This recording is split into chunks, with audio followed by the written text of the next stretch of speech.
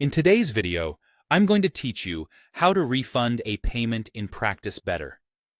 If a client was overcharged, canceled a service, or needs an adjustment, you can issue a full or partial refund right from your billing area.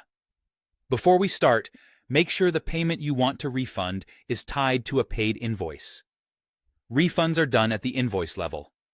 First, go to My Practice, then Billing and Payments.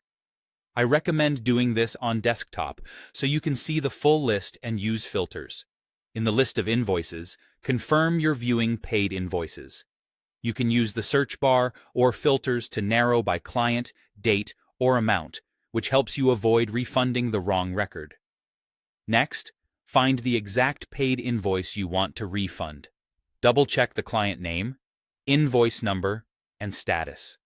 When you're ready, click the three-dot More Options button beside that invoice.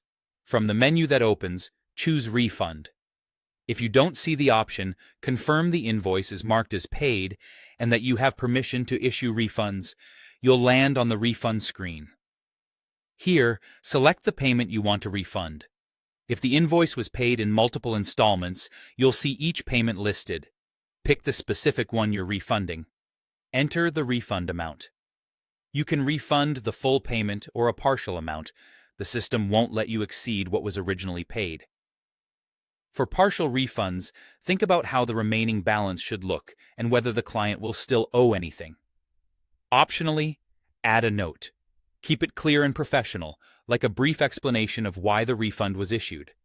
Notes can be useful for internal records and, in some cases, visible to the client on their end, helping reduce confusion later.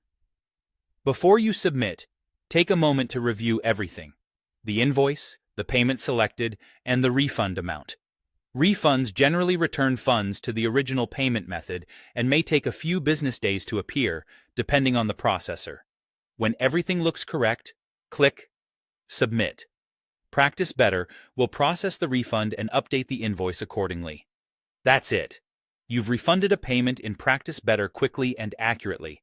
For smooth bookkeeping, keep your records up to date and, when appropriate, send a brief confirmation to your client so they know what to expect.